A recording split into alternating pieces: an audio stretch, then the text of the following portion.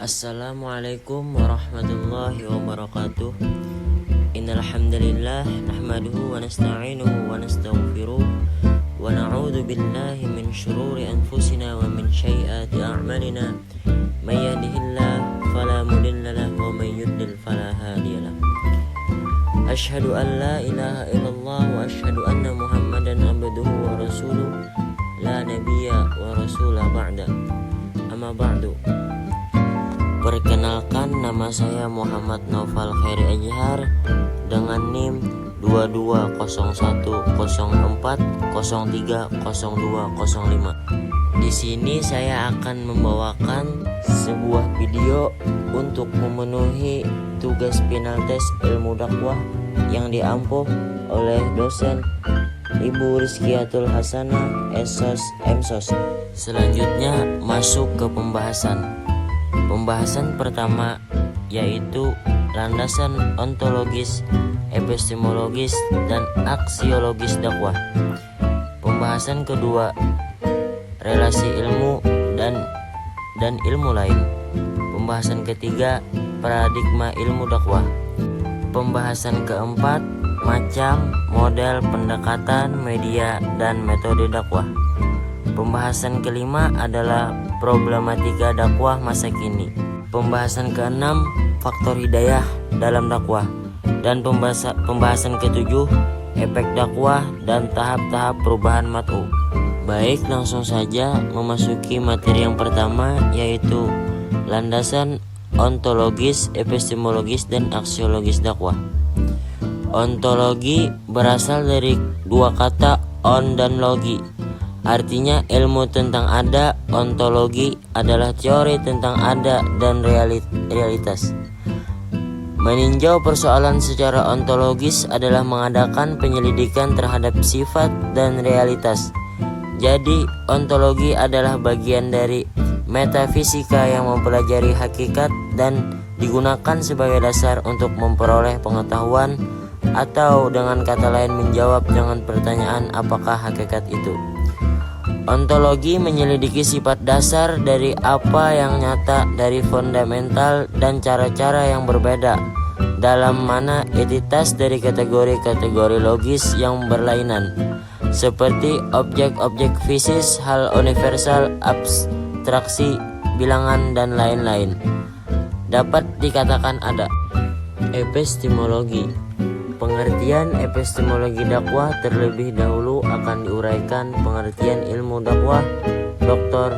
Jalaluddin Rahmadi. Memberi batasan ilmu dakwah adalah ilmu yang mempelajari proses penerima, pengelolaan, dan penyampaian ajaran Islam untuk mengubah perilaku individu, kelompok, dan masyarakat sesuai dengan ajaran Islam.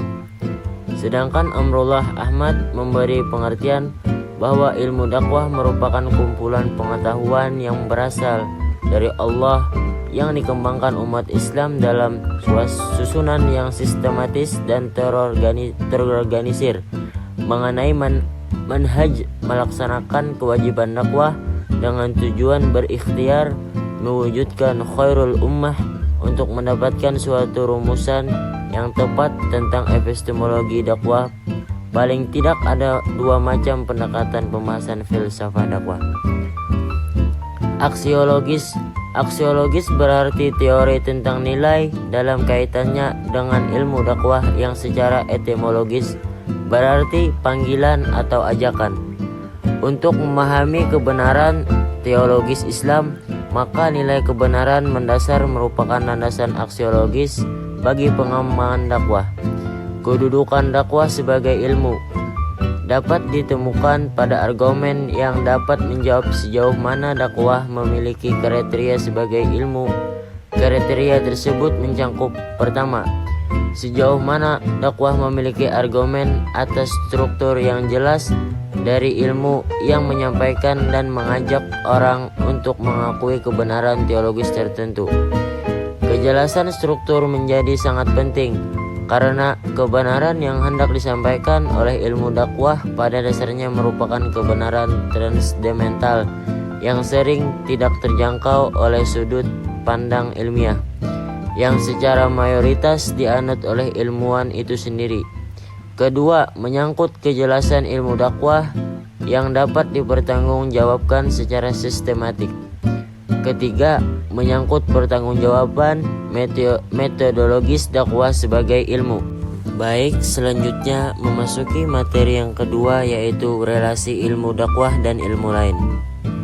Para pelaku dakwah di masyarakat banyak yang mengembangkan dakwah hanya melalui metode ceramah dan masih berkutat pada model-model dakwah yang telah berjalan bertahun-tahun dan belum menunjukkan perubahan yang berarti. Untuk itulah ilmu dakwah lahir sebagai jawaban atas pelaksanaan dakwah yang asal jalan.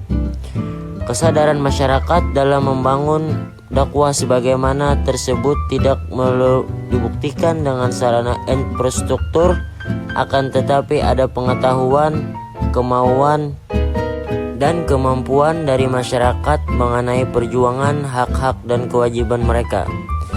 Dengan kesadaran masyarakat, sarana infrastruktur dapat terbangun dengan swadaya. Orang kaya menghitung dan memberikan zakatnya tanpa didatangi petugas. Orang miskin dapat menuntut haknya. Dengan demikian, antara dakwah dan ilmu dakwah bersinergis dalam membangun umat secara spiritual maupun material. Ilmu dakwah harus menghadapi kompleksitas manusia. Manusia dapat dipandang dari sudut manapun. Semua ilmu yang mengkaji manusia dapat membantu perkembangan ilmu dakwah. Dalam hal ini, manusia sebagai makhluk yang berakal dan menjadi khalifah. Secara garis besar, ilmu dakwah hanya dibantu oleh ilmu keislaman dan sains sosial. Ilmu dakwah harus membutuhkan hasil studi ilmu keislaman karena dari situ ia berasal. Begitu pula sains sosial sangat diperlukan oleh ilmu dakwah sebagai ilmu yang serumpun. Ilmu bantu ilmu dakwah. 1. Ilmu dakwah dan ilmu keislaman. Konsep dakwah berasal dari Al-Quran dan As-Sunnah, bukan dari pemikiran manusia ataupun temuan lapangan. Dari kedua sumber ini, pemikiran dakwah dikembangkan dengan ilmu tauhid, perilakunya dengan ilmu fikih, dan kalbunya dengan ilmu akhlak. Pemikiran dakwah yang sering dibahas oleh para sarjana terfokus pada hakikat dakwah, yang meliputi konsep hidayah, tugas risalah, perbuatan manusia, dan sebagainya. 2. Ilmu dakwah dan sains sosial. Semua disiplin sains sosial dapat membantu pengembangan ilmu dakwah. Adalah keharusan dalam sains sosial, setiap disiplin sains sosial harus membantu saudaranya atau yang baru menjadi saudara dalam keluarga sains sosial. Ketika kita mempelajari sains politik, kita selalu bertemu dengan konsep-konsep maupun teori dari disiplin. Demikian jika kita berbicara tentang konsumsi dari ilmu ekonomi, kita mesti menggunakan istilah perilaku konsumen dari psikologi, budaya, konsumerisme, dan antropologi, bukan perlindungan konsumen dari ilmu hukum dan seterusnya.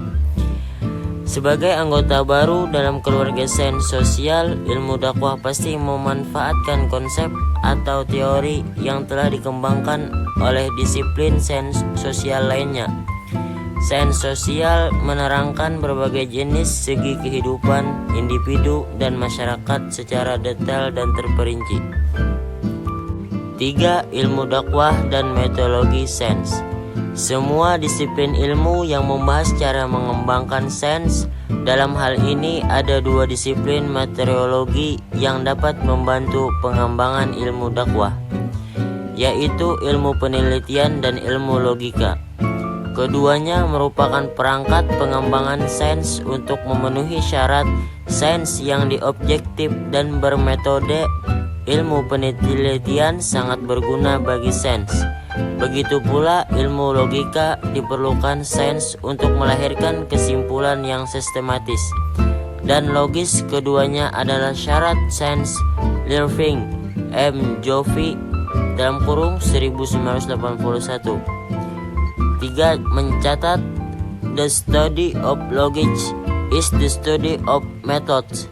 and principles used in the distinguishing concords from in-court reasoning.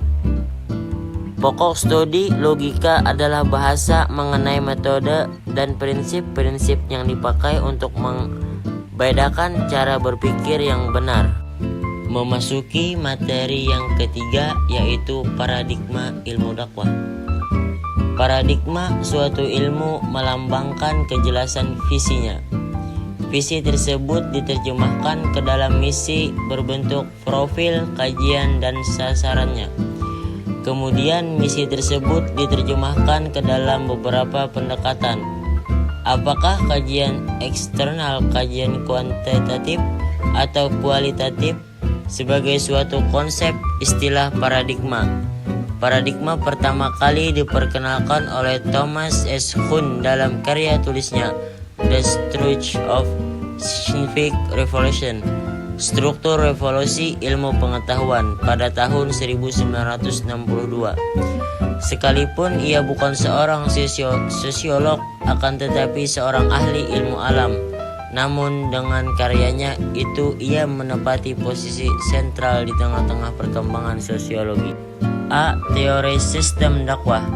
Sebelum membicarakan sistem dakwah, terlebih dahulu dijelaskan pengertian sistem. Dr. Andes Najruddin memberikan definisi sistem sebagai berikut.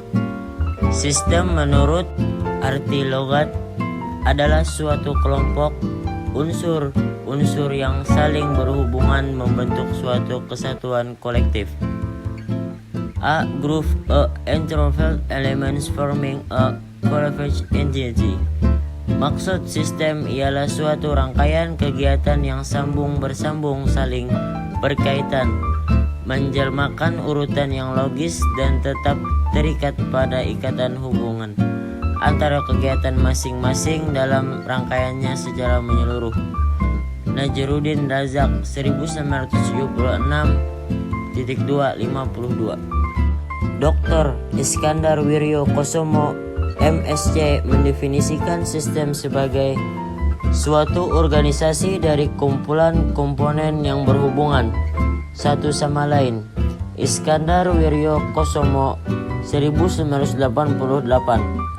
Kemudian beliau membagi sistem menjadi satu, suprasistem, yaitu sistem yang lebih kompleks atau lebih besar dengan terdiri dari banyak komponen. 2. Subsistem, yaitu yang lebih kecil yang mungkin merupakan bagian dalam sistem. Dalam sistem selalu terdapat input, output, dan proses. Kegiatannya harus selalu terikat dan sambung-bersambung, terus-menerus hingga menyerupakan proses yang tidak berhenti pada suatu titik. Dr. Najruddin Razak mengatakan, suatu sistem dakwah hendaklah jelas yang menjadi input dan yang menjadi output. Di antara kedua terjadi proses tertentu. Sedangkan menurut Amrullah Ahmad, pada umumnya sistem terdiri dari 5 komponen dasar, yaitu input atau masukan, conversion atau proses pengubahan, output pengeluaran, feedback umpan balik, dan environment lingkungan. Amrullah Ahmad lebih rinci, beliau mengatakan bahwa 1. Komponen input terdiri dari A. Rect input, B. Instrumental input, C. Environmental input. Kesemuanya di atas berfungsi memberikan informasi, energi, dan materi yang menentukan eksistensi sistem. 2. Komponen konversi yang berfungsi mengubah input menjadi output. Realisir ajaran Islam menjadi realitas sosial kultural yang diproses dalam kegiatan administrasi dakwah, organisasi, manajemen, kepemimpinan, komunikasi dakwah, dan sebagainya. 3. Komponen output yang merupakan hasil dakwah, yaitu terciptanya realitas baru menurut ukuran tujuan ideal dan tujuan antara dari sistem yang bersumber dari Al-Quran. 4. Komponen feedback yang berfungsi memberikan pengaruh baik yang positif maupun yang negatif terhadap sistem dakwah khususnya dan realita sosiokultural pada umumnya. 5. Komponen lingkungan yang berfungsi sebagai kenyataan yang hendak diubah untuk memberikan pengaruh terhadap sistem dakwah, terutama memberikan masukan permasalahan yang perlu dipecahkan yang menyatu segala segi kehidupan. Amrullah Ahmad 1985. B. Teori proses dakwah. 1. Pengertian proses dakwah. Secara teoritis, proses dakwah adalah suatu tahapan dalam melakukan kegiatan dakwah, baik dalam bentuk lisan maupun tindakan atau perbuatan. Berdasarkan pengertian di atas, bahwa dapat disimpulkan proses kegiatan dakwah adalah upaya pelaksanaan dakwah yang dilakukan dai dengan melakukan beberapa tahap, yang dalam hal ini bisa dengan menggunakan lisan. Secara umum, proses dakwah merupakan perjalanan yang dilakukan dai sebagai subjek dakwah. 2. Proses penyampaian dakwah. Ada 3 faktor penting yang sangat menentukan keberhasilan dakwah, yaitu pertama, yang menyampaikan dakwah, kedua, teknik penyampaian dakwah, dan ketiga, siapa penerima pesan dakwah. Menurut M.C. Guerra sebagaimana yang dikutip Ancok dan Nashori, proses perubahan sikap seseorang dari tidak tahu atau tidak menerima suatu pesan ke penerima suatu pesan berlangsung melalui 3 proses di atas. 3. Proses penerima dakwah. Proses bagaimana mat'u menerima informasi, mengolahnya, menyimpan dan menghasilkan informasi. Proses ini meliputi sensasi, persepsi, memori, dan berpikir. Sensasi adalah proses menangkap stimuli atau rangsangan fungsi alat indera dalam menerima informasi dari lingkungan. Sangat penting, melalui alat indera manusia dapat memahami kualitas fisik lingkungannya. Persepsi adalah proses memberi makna pada sensasi sehingga manusia memperoleh pengetahuan baru. Persepsi mengubah sensasi menjadi informasi. Memori. Salah satu kelebihan manusia adalah kemampuan menyimpan informasi yang sangat banyak dalam bentuk yang lama dan dapat mengingat kembali. Berpikir merupakan proses keempat setelah sensasi, persepsi, dan memori yang mempengaruhi penafsiran terhadap suatu stimulasi. Dalam berpikir, seseorang melibatkan sensasi, persepsi, dan memori sekaligus dalam kehidupan. Berpikir diperlukan untuk memecahkan persoalan, untuk mengambil keputusan, dan untuk melahirkan sesuatu yang baru. Memasuki materi yang keempat, yaitu macam, model, pendekatan, media, dan metode dakwah. A. Macam dakwah. 1. Dakwah fardiyah merupakan dakwah yang dilakukan seseorang kepada individu lain atau kepada banyak orang dalam jumlah yang kecil dan terbatas. 2. Dakwah ammah. Dakwah ammah adalah jenis dakwah yang dilaksanakan seseorang dengan media lisan yang diarahkan kepada orang banyak dengan tujuan memberi pengaruh kepada orang lain.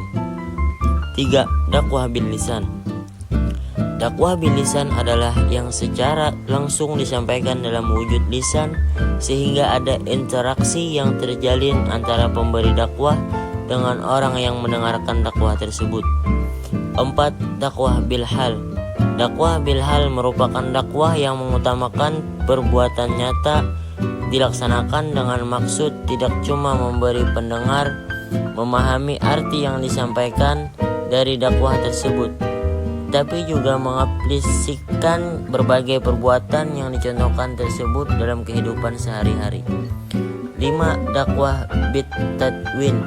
Dakwah bit tadwin dakwah melalui tulisan, baik dengan menerbitkan kitab-kitab, buku, majalah, internet, koran, dan tulisan-tulisan yang mengandung pesan dakwah. Sangat penting dan efektif. 6. Keenam, dakwah bil hikmah. Dakwah bil hikmah yakni menyampaikan dakwah dengan cara yang arif bijaksana, yakni melakukan pendekatan sedemikian rupa sehingga pihak objek dakwah bisa melaksanakan dakwah atas kemauannya sendiri, tidak merasa ada paksaan, tekanan maupun konflik. B. Modal dakwah.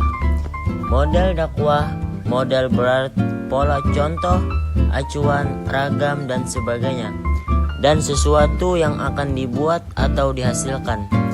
Istilah dakwah diartikan sebagai ajakan, panggilan, seruan, dan cara-cara yang dipergunakan oleh seorang dai untuk menyampaikan materi dakwah.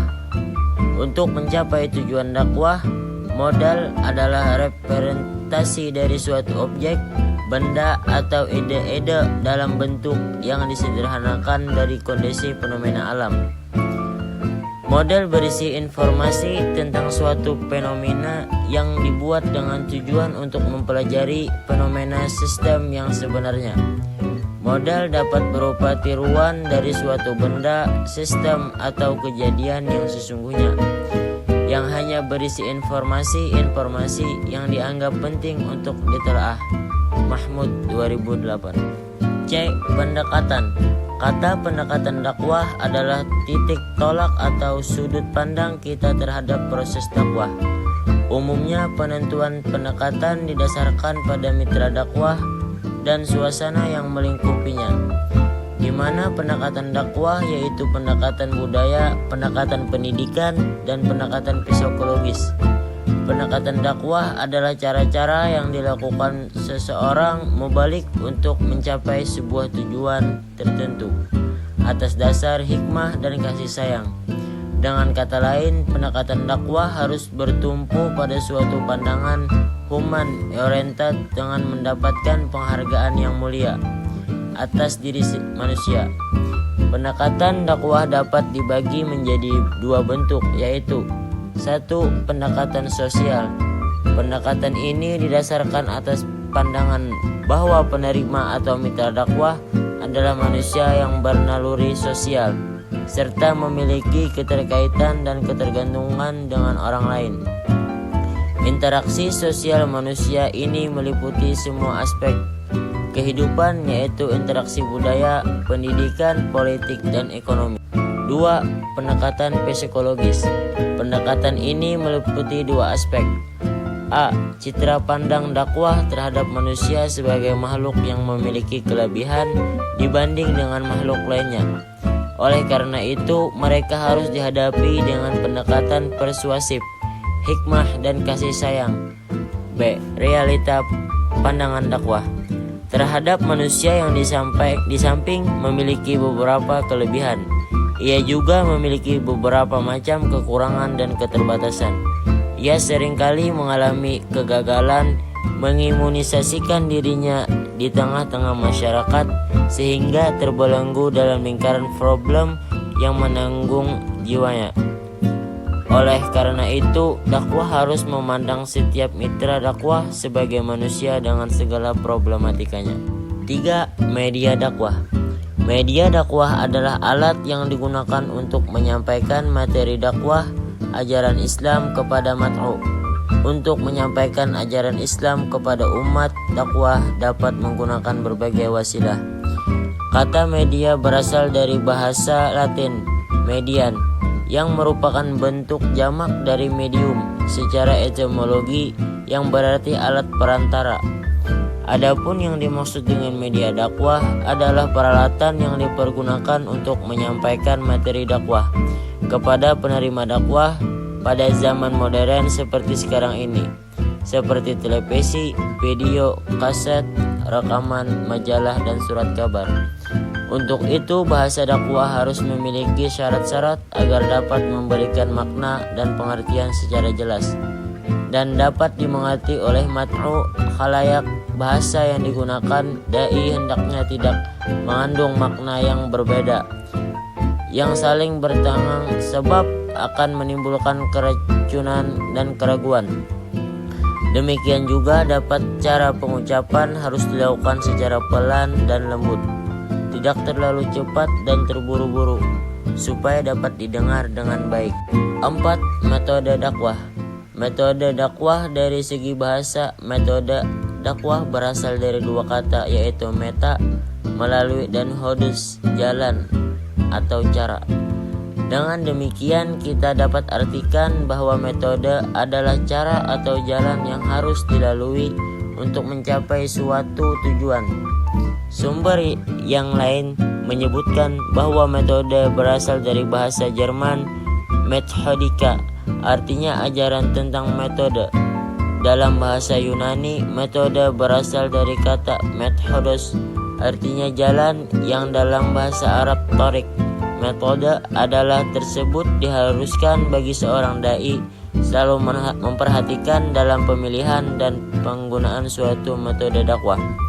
Hal ini bertujuan agar para dai atau mubalik dalam memilih dan menggunakan metode dakwah tidak terpancang fanatik terhadap satu atau dua metode yang disukai. Yang terpenting adalah menggunakan metode dakwah yang efektif dan efisien. Memasuki pembahasan yang kelima, yaitu problematika pada masa kini. 1. Sumber daya dai. Peran seorang dai dalam Islam sangatlah penting, yaitu dalam mengamalkan demi syiarnya ajaran Islam itu sendiri. Peran dai ialah untuk memberikan pengajaran kepada seluruh manusia demi tegaknya Islam, terlebih lagi pengalamannya dalam kehidupan sehari-hari. Terdapat sifat dan kriteria utama wajib ada pada setiap dai, yaitu ilmu yang bermanfaat, beriman kepada Allah, sabar, berakhlak dengan akhlak yang mulia, ikhlas dalam melakukan ibadah, dan mempunyai sifat shadiq. 2. Mitra dakwah. Pengertian mitra dakwah atau mat'u. Objek dakwah atau mat'u atau mitra dakwah adalah sasaran penerima pesan dakwah, baik secara individu ataupun kelompok, beragama Islam maupun non-Islam. Dari pengertian ini dapat ditarik benang merah bahwa mat'u adalah keseluruhan manusia tanpa memandang agama, ras, suku, yang akan menerima pesan dakwah dari dai. Hal ini sesuai firman Allah Subhanahu wa taala dalam Quran surah Saba ayat 28, yang artinya, dan kami tidak mengutus kamu melainkan kepada umat manusia seluruhnya sebagai pembawa berita gembira dan sebagai pemberi peringatan, tetapi kebanyakan manusia tiada mengetahui. 3. Materi dakwah atau maddah. Materi dakwah menjadi pokok bahasan yang penting untuk dipahami oleh setiap mahasiswa yang mengikuti mata kuliah ilmu dakwah. Materi ini menjadi bagian yang tidak terpisah dari materi lainnya, seperti subjek dakwah, dai, penerima dakwah, mat'u, media dakwah, dan unsur-unsur lainnya dalam dakwah Islam. Memasuki materi yang keenam, yaitu faktor hidayah dalam dakwah. Kata hidayah berasal dari kata bahasa Arab hada, yadid, yadun, hudun, dan hidayatan. Hidayat menurut etimologi berarti petunjuk. Lawan katanya adalah berarti kesesatan. Secara terminologi, hidayah adalah penjelasan dan petunjuk jalan yang akan menyampaikan kepada tujuan sehingga meraih kemenangan di sisi Allah Subhanahu wa taala dalam surah Al-Baqarah ayat 5. Pembagian hidayah dalam Islam. Dalam posisinya sebagai makhluk termulia dan khalifah di muka bumi, maka manusia senantiasa dikontrol oleh Allah Subhanahu wa taala sebagai penuntut vertikal. Hal ini dimaksudkan untuk merealisasikan tujuan penciptaan manusia di muka bumi.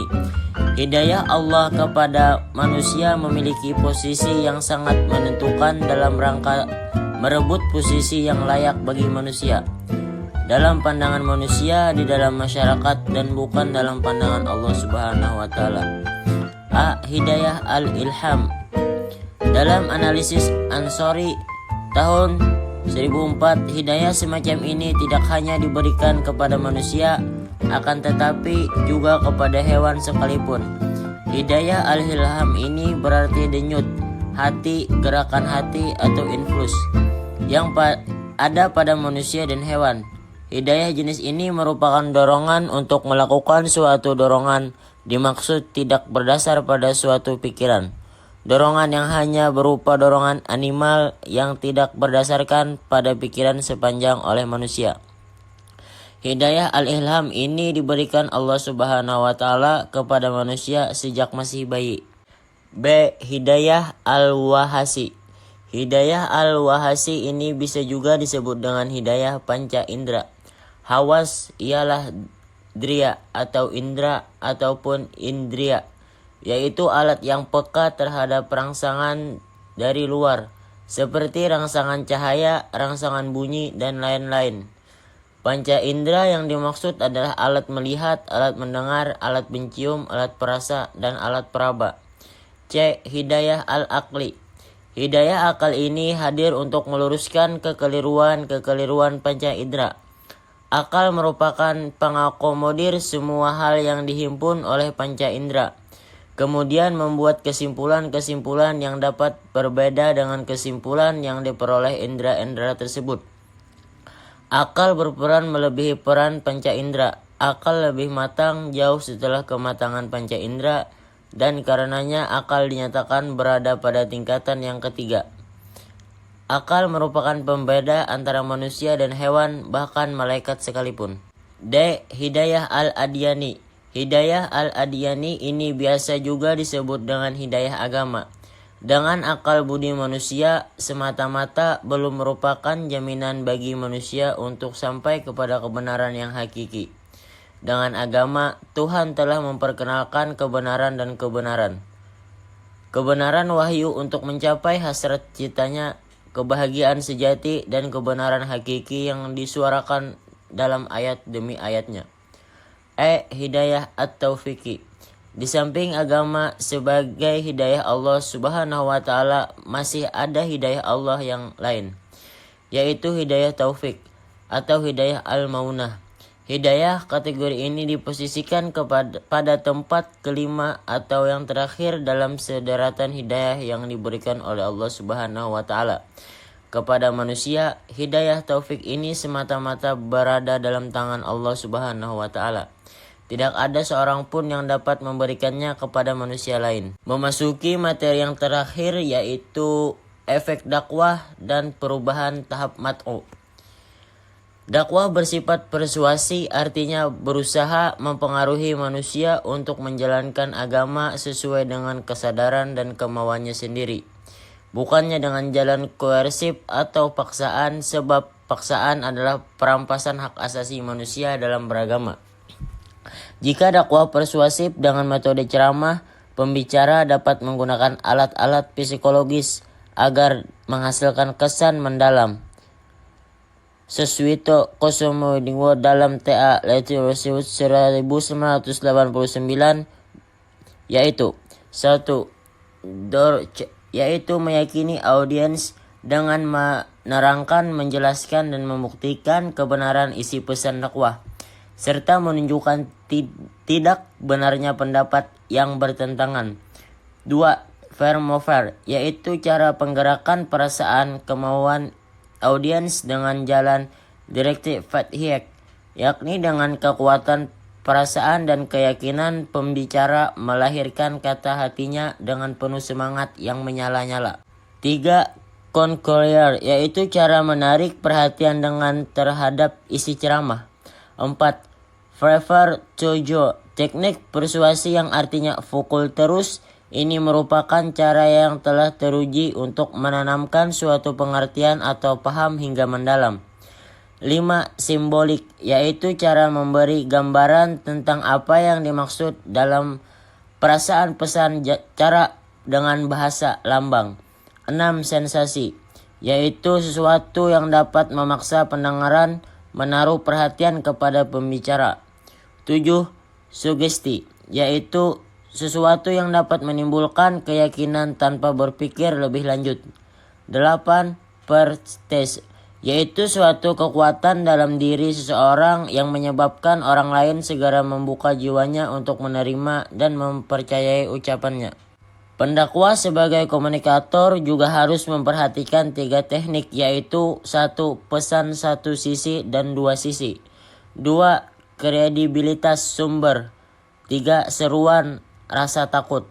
Bagaimana proses perubahan perilaku manusia setelah menerima pesan-pesan dakwah? 1. Akal berupa keyakinan tentang suatu tindakan. 2. Hati berupa suara atau bisikan yang menyayangkan. 3. Hawa nafsu yang diwujudkan oleh anggota tubuh dalam bentuk tindakan nyata. Efek kognitif berkaitan dengan perubahan pada yang diketahui, dipahami, atau dipersepsi khalayak. Efek afektif merupakan pengaruh dakwah perubahan sikap mitra dakwah setelah menerima pesan dakwah. Efek behavioral merupakan suatu bentuk efek dakwah yang berkenan dengan pola tingkah laku mitra dakwah dalam merealisasikan pesan dakwah yang telah diterima dalam kehidupan sehari-hari. Suatu komunikasi dakwah selalu bertujuan menerangkan, meyakinkan, menimbulkan inspirasi, dan terakhir adalah menggerakkan audiens untuk melaksanakan isi pesan keagamaan yang telah disampaikan. Oleh sebab itu, setelah persuasi dakwah dilakukan, perlu dilakukan evaluasi apakah persuasi menghasilkan perubahan atau tidak. Rosidi menetapkan hal-hal yang harus dievaluasi sebagai berikut. 1. Penyajian pesan komunikasi. Penyajian pesan komunikasi merupakan tahap pertama dalam proses persuasi. 2. Perhatian.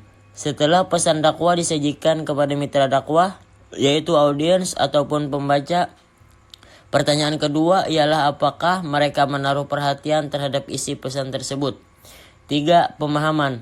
Setelah pendakwah dapat menarik perhatian dan mendapatkan simpati dari audiens, maka pada tahap ketiga adalah apakah mereka dapat memahami apa yang dikomunikasikan dengan baik.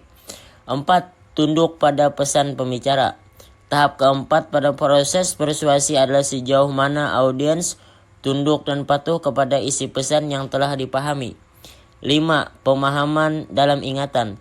Jika audiens telah menaruh minat dan tunduk pada pesan dakwah, maka pertanyaan berikut adalah sejauh mana mereka menahan dan ingatan mereka. 6. Tingkah laku.